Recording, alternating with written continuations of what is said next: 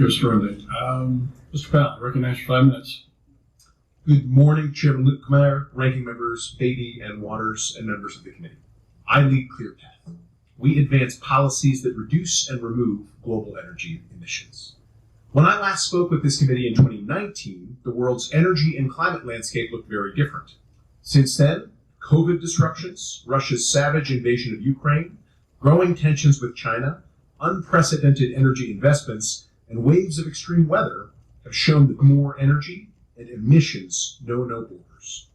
This committee can ensure financing to the developing world for clean technologies like advanced nuclear, particularly through the IFIs. I'll cover 4 topics today. First, the importance of nuclear energy and the latest American innovations. Second, our global competitors, particularly China and Russia. Third, the potential and challenges for IFIs in nuclear projects. And fourth, the importance of a parallel U.S. XM and DFC strategy for nuclear exports. An increase in demand for reliable, clean electricity has U.S. utilities calling for doubling our nuclear fleet by 2050. Military, big tech, and heavy industrial users are exploring a variety of advanced designs. There are 15 reactor concepts applying to the U.S. Nuclear Regulatory Commission. And today, at least 8 U.S.-based companies have publicly announced international partnerships to explore deployment in more than 10 countries. These partnerships could last a century, from construction through decommissioning. That said, the U.S. has lost market leadership to intense global competition for nuclear projects. In the last 5 years, Russian and Chinese state-owned firms captured 87% of all new construction starts globally. Today, China is building more than anyone, with 55 operable reactors, 23 under construction, dozens more in the pipeline, and a policy to go global through the Belt and Road Initiative. And it's not just the reactors. The U.S. is also vulnerable in nuclear fuel. By 2030, China and Russia could control 63% of global uranium enrichment capacity. There's more. From 2016 to 2021, China provided more energy project financing globally than all major multilateral development banks combined. Rapidly developing countries are looking for reliable, low emissions power, but mainly they're going with what's cheap. IFIs can and should play a bigger role in providing an alternative. Yet institutions like the World Bank have been slow to respond to the needs of these countries and even have a self-imposed ban on supporting nuclear projects, having not supported a single nuclear project in the past 60 years. As 2 of ClearPath's advisors noted in a recent foreign affairs piece, an Egyptian presidential advisor told us and a group of U.S. Republican lawmakers at COP27 last year, countries like hers want dependable energy and supportive financing. They would welcome U.S. investments, but we haven't been showing up to meet that demand.